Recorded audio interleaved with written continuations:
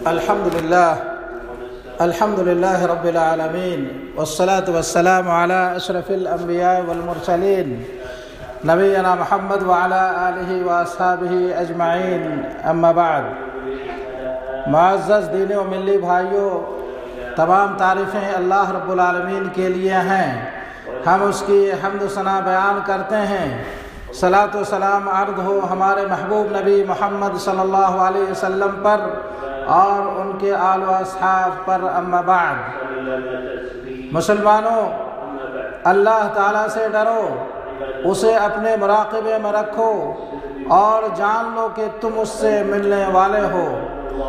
میرے بھائیوں، اسلام کے عظیم ستونوں اور اس کی مضبوط بنیادوں میں سے ایک بنیاد ماہ صیام کا روزہ رکھنا ہے۔ روزہ اسلام کے فرائض میں سے ایک اہم فریضہ ہے، جیسا کہ ارشاد باری تعالیٰ ہے، یا ایھا الذین آمنوا کتب علیکم الصیام کما کتب علی الذین من قبلکم لعلکم تتقون۔ اے ایمان والو، تم پر روزے فرض کیے گئے ہیں جس طرح تم سے پہلے لوگوں پر فرض کیے گئے تھے تاکہ تم پرہیزگار بن جاؤ۔ اور امام بخاری و مسلم نے ابن عمر رضی اللہ عنہما سے روایت کی ہے، انہوں نے کہا، اللہ کے رسول صلی اللہ علیہ وسلم نے فرمایا، بنی الاسلام علی خمس، شہادت ان لا الہ الا اللہ وان محمد رسول اللہ واقام الصلاۃ وایتاء الزکوٰۃ والحج وصوم رمضان۔ اسلام کی بنیاد 5 چیزوں پر ہے۔ اس بات کی گواہی دینا کہ اللہ کے سوا کوئی سچا معبود نہیں اور محمد صلی اللہ علیہ وسلم اللہ کے رسول ہیں، نماز قائم کرنا، زکوٰۃ دینا، حج کرنا اور رمضان کے روزے رکھنا۔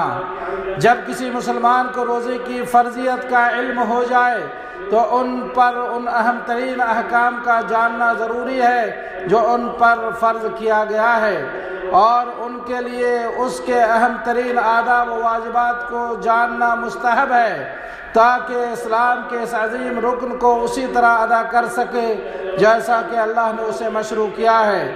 اور شرعاً روزہ طلوع فجر سے غروب شمس تک کھانے پینے اور تمام روزہ توڑنے والی چیزوں سے رکتے ہوئے اللہ کی عبادت کرنے کا نام ہے۔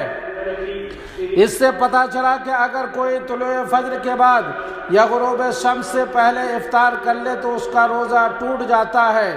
اور ماہ رمضان کا آغاز رمضان کا چاند نظر آنے سے ثابت ہوتا ہے، خواہ ایک گواہ ہو مگر وہ عادل ہو، چاہے دوربین سے ہی ہو، یا ماہ شعبان کے 30 دن پورے ہو جائیں تو ثابت ہوتا ہے۔ میرے بھائیوں، اللہ کے رسول صلی اللہ علیہ وسلم نے فرمایا، اگر تم چاند دیکھو تو روزہ رکھو اور چاند دیکھو تو افطار کرو، اور اگر آسمان ابر آلود ہو تو 30 دن پورے کرو۔ میرے بھائیوں، جب یہ ثابت ہو جائے کہ مہینہ داخل ہو چکا ہے تو ہر عاقل بالغ مسلمان پر اس کا روزہ فرض ہے۔ اس کے صحیح ہونے کے لیے اسلام اور عقل کی 2 شرطیں ہیں، اس لیے اگر کوئی کافر یا مشرک روزہ رکھے تو اس سے روزہ قبول نہیں کیا جائے گا۔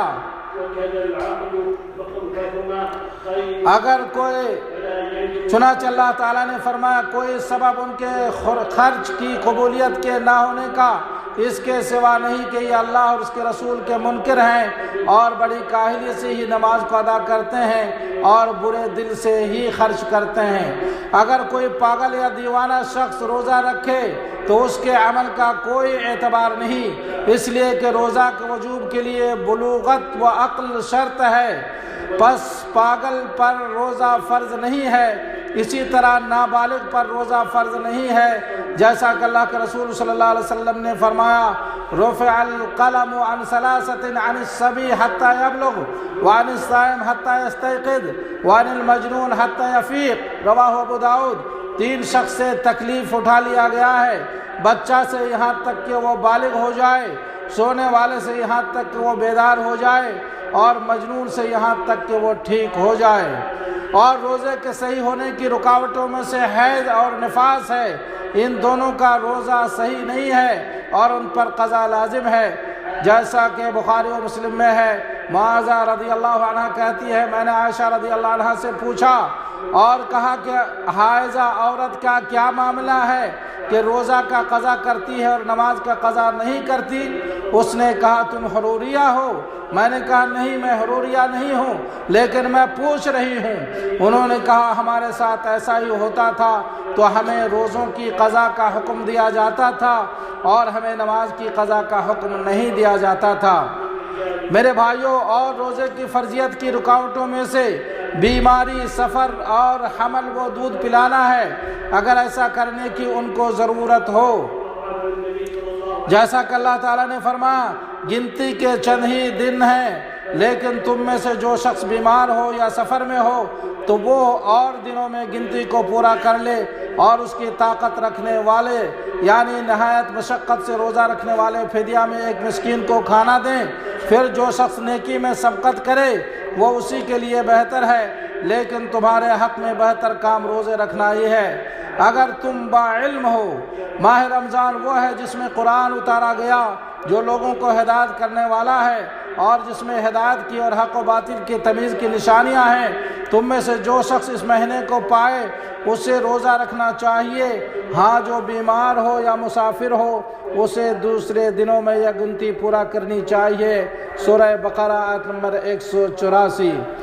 اور فرض روزہ رات میں نیت کے بغیر صحیح نہیں ہے، جیسا کہ ابو داؤد کی حدیث اللہ کے رسول صلی اللہ علیہ وسلم نے فرمایا جس نے فجر سے پہلے رات میں روزے کی نیت نہیں کی اس کا روزہ نہیں۔ اور ماہ رمضان کے تمام روزوں میں رات سے نیت کرنا ضروری ہے، پس جس کسی نے فرض روزے کی نیت رات میں نہیں کی اور دن نکل آیا تو اس کا روزہ صحیح نہیں ہے اور اس پر قضا لازم ہے۔ اور نیت دل کے ارادے کا نام ہے اور نیت کی جگہ دل ہے۔ اللہ کے رسول صلی اللہ علیہ وسلم نے اور صحابہ کرام نے دل سے نیت کی ہے، اس لیے منہ سے بول کر نیت کرنا بدعت ہے۔ اقول قولی ھذا واستغفر اللہ لی ولکم ولسائر المسلمین من کل ذنب فاستغفروہ انہ ھو الغفور الرحیم۔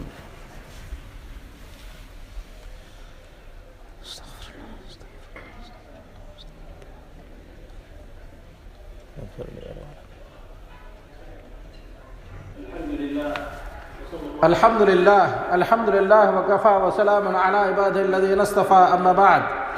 معزز دینی بھائیوں، مسافر کے لیے بغیر مشقت کے روزہ نہ رکھنا جائز ہے۔ اگر اس کے لیے روزہ رکھنا مشکل ہو تو اس کے لیے روزہ نہ رکھنا ہی افضل ہے۔